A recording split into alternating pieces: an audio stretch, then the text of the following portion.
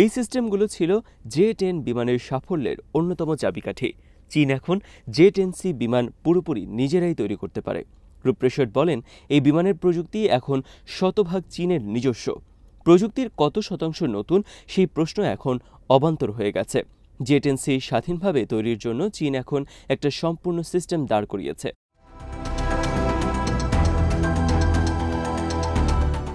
বিমান লড়াইয়ে জে-10Cর সাফল্য একটি গুরুত্বপূর্ণ মাইলফলক হয়ে থাকবে। এখানে বোঝা গেছে যে চীনের বিমান শিল্প বহু পথ পেরিয়ে এসেছে। সামান্য প্রযুক্তির অধিকারী একটা দরিদ্র দেশের জায়গা থেকে উঠে এসে চীন এখন বিশ্বমানের জঙ্গি বিমান তৈরি করছে। রাফালের বিরুদ্ধে জে-10C বিমানের সংঘাত প্রমাণ করেছে যে এগুলো সবচেয়ে সেরা বিমানের বিরুদ্ধে প্রতিযোগিতা করতে পারে।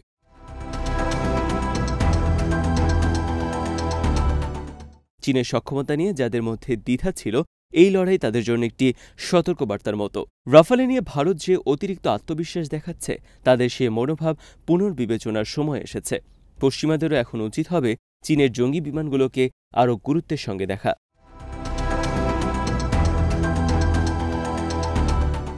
বিমানের দাম কমে যাওয়ায় জে-10C জঙ্গি বিমানগুলো অন্যান্য দেশের কাছে আকর্ষণীয় হয়ে উঠবে। এগুলো যদি রাফালের মতো একই রকম সক্ষমতা দেখাতে পারে, তাহলে জঙ্গি বিমানের বিশ্ববাজারের হিসেব নিকাশ পাল্টেই যাবে।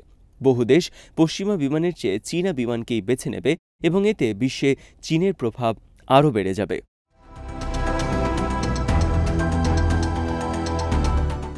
তবে সুনির্দিষ্ট বিশ্লেষণ ও প্রতিতুলনার জন্য এখনও আরও তথ্য দরকার। একটা একক লড়াই দিয়ে সবকিছুর বিশ্লেষণ করা যায় না।